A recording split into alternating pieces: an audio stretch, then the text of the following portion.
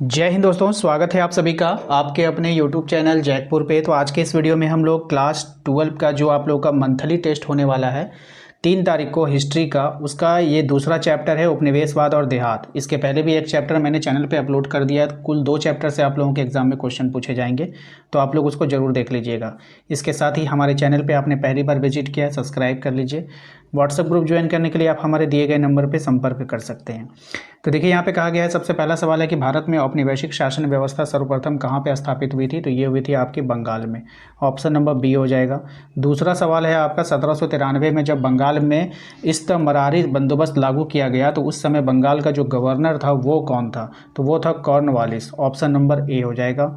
Next है आपका जोतदार कौन होते थे। तो ये जो जोतदार होते थे ये होते थे आपका धनवान रैयत। कौन होता था? धनवान रैयत होता था। क्वेश्चन नंबर आते हैं 4 पे, कह रहा है कि 5वीं रिपोर्ट ब्रिटिश संसद में कब पेश की गई थी। तो 5वीं रिपोर्ट जो पेश की गई थी वो 1813 में पेश की गई थी। क्वेश्चन नंबर आते हैं 5 में, कहा गया कलकत्ता में स्थित अलीपुर चिड़ियाघर की स्थापना किसने किया था। तो अलीपुर चिड़ियाघर की जो स्थापना किया था वो क्या था? फ्रांसिस बुकानन ने। नेक्स्ट है फ्रांसिस बुकानन कौन था, आपको बतानी है। तो ये था आपका एक चिकित्सक था, यानी एक डॉक्टर था। क्वेश्चन नंबर आते हैं 7 पे, कहा गया है कि पहाड़िया जनजाति के जीवन के प्रतीक के रूप में निम्न में से किसे जाना जाता है। तो यहाँ पर जो जाना जाता है उसको हल को जाना जाता है। ठीक है, गुंजारिया क्या है आपको बतानी है। जो गुंजारिया होती है ये एक पर्वत का नाम है। ठीक है, नेक्स्ट है आपका कि किस विद्रोह के परिणाम के रूप में संथाल परगना का निर्माण हुआ है।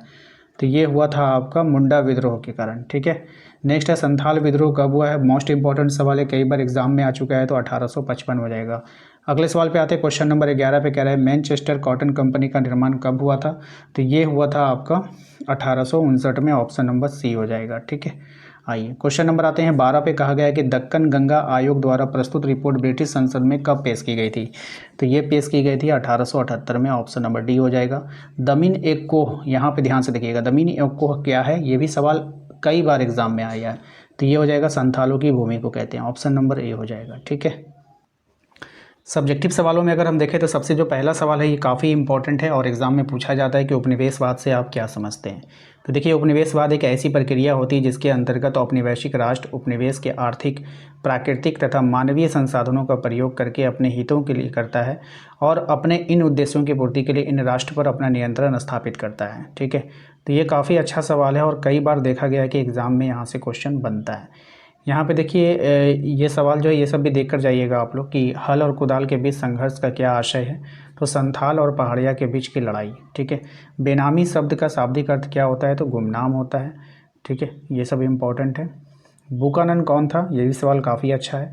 फ्रांसिस बुकानन एक चिकित्सक था, यानी डॉक्टर था, जो भारत आया था और बंगाल चिकित्सा सेवा में 1794 से 1815 तक कार्य किया था। ठीक है, ये भी सवाल इम्पोर्टेंट है। इसके बाद जो हमारा इम्पोर्टेंट सवाल बनेगा वो बनेगा आपका ईस्ट इंडिया कंपनी की स्थापना कब हुई थी। याद रखिएगा सन 1600 ईस्वी में। मोस्ट इंपॉर्टेंट है, सूर्यास्त कानून से आप क्या समझते हैं। वेरी वेरी इंपॉर्टेंट सवाल है। तो सूर्यास्त कानून जो था, इस व्यवस्था के अंतर्गत जमींदारों को एक निश्चित राशि पर भूमि दे दी जाती थी, यानी थोड़े से पैसे लेकर के भूमि दे दी गई। जमींदार की मृत्यु के पश्चात उसके उत्तराधिकारी को भूमि का स्वामित्व प्राप्त हो जाता था। जमींदारों को ये निश्चित राशि एक निश्चित समय को सूर्यास्त के पहले चुका देनी पड़ती थी, यानी कि मतलब समझ रहे हैं ना, मतलब एक दिन आपको दे देगा, उस दिन सूरज डूबने से पहले आपको पैसा दे देना है, नहीं तो उनकी ज़मीन नीलाम कर दी जाती थी। इस कानून को सूर्यास्त कानून कहा जाता था। ठीक है, ऐसे ऐसे कानून बनाए जाते थे। उसके बाद देखिए यहाँ पे इंपॉर्टेंट सवाल है कि झूम खेती से आप क्या समझते हैं। देखिए, झूम कृषि एक आदिम प्रकार की कृषि है जिसमें पहले वृक्षों तथा वनस्पतियों को काटकर उन्हें जला दिया जाता है और साफ की गई भूमि को पुराने उपकरणों जैसे कि लकड़ी के हलों आदि से जुताई करके बीज बो दिए जाते हैं। जब तक मिट्टी में उर्वरता विद्यमान रहती है इस भूमि पर खेती की जाती है। झारखंड में झूम की कृषि को कुरोवा कहा जाता है। ठीक है, हो सकता है कि आपको सिर्फ ये वाला क्वेश्चन एग्जाम में देखने को मिल जाए कि झारखंड में झूम की कृषि को क्या बोलते हैं। तो कुरुआ बोलते हैं। ठीक है, इसके बाद मोस्ट इंपॉर्टेंट सवाल रहेगा आपके एग्जाम के लिए कि अस्थायी बंदोबस्त से आप क्या समझते हैं। इसकी प्रमुख विशेषताएं आपको लिखनी है। तो यहाँ से आप इसका पूरा का पूरा आप स्क्रीनशॉट ले लीजिए। पूरा पढ़ेंगे तो आपका टाइम वेस्ट होगा। पहला स्क्रीनशॉट आप यहाँ पे लेंगे। ठीक है, दूसरा स्क्रीनशॉट आप यहाँ से ले लें और तीसरा यहाँ से ले लें। 3 स्क्रीनशॉट में आप इसको नोट कर सकते हैं। इसके बाद मोस्ट इंपॉर्टेंट सवाल है कि ईस्ट इंडिया कंपनी ज़मींदारों को नियंत्रित और विनियमित करने के लिए क्या कदम उठाए।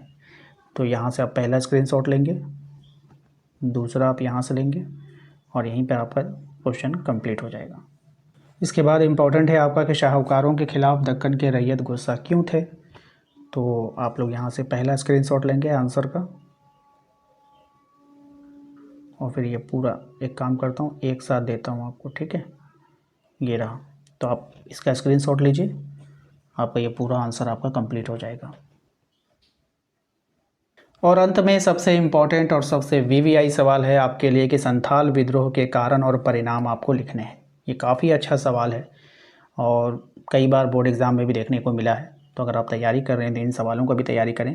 तो सबसे पहले अगर आप देखेंगे तो संथाल विद्रोह के बारे में बताया गया है, ठीक है। तो यहाँ से यहाँ तक इसको पढ़ लीजिएगा। उसका संथाल विद्रोह का यहाँ पे कारण दिया गया है। इस कारण को आप लोग को यहाँ पे स्क्रीनशॉट ले लीजिए, ठीक है। मैं और छोटा कर देता हूँ ताकि एक साथ आ जाए। ये आपके संथाल विद्रोह का कारण एक साथ आ गया है, ठीक है। तो आप इसका स्क्रीनशॉट ले लीजिए। उसके बाद तत्कालिक कारण है यहाँ पर, तो आप चाहो तो संथाल विद्रोह का ये वाला कारण दे दो और इसको आप इग्नोर कर सकते हो, ठीक है। उसके बाद डायरेक्ट आप संथाल विद्रोह के जो परिणाम है वहाँ पर आ जाइएगा, ठीक है। आप एक बीच वाला यहाँ पे ये वाला टर्म जो है तत्कालिक कारण, इसको आप एग्जिट कर सकते हैं, यानी कि छोड़ सकते हो। संथाल विद्रोह के जो परिणाम है वो लिखना ज़रूरी है क्योंकि क्वेश्चन में इसका जिक्र किया गया है। तो ये परिणाम लिख दीजिएगा। तो आशा करते हैं कि आप लोगों को आज का ये वीडियो पसंद आएगा। वीडियो अच्छा लगा है तो लाइक करके चैनल को सब्सक्राइब कर लीजिए, बेल आइकन को प्रेस कर लीजिए ताकि आने वाली हर एक वीडियो का नोटिफिकेशन आपके मोबाइल पे आता रहे। मिलते हैं नेक्स्ट अगले वीडियो में। Thank you.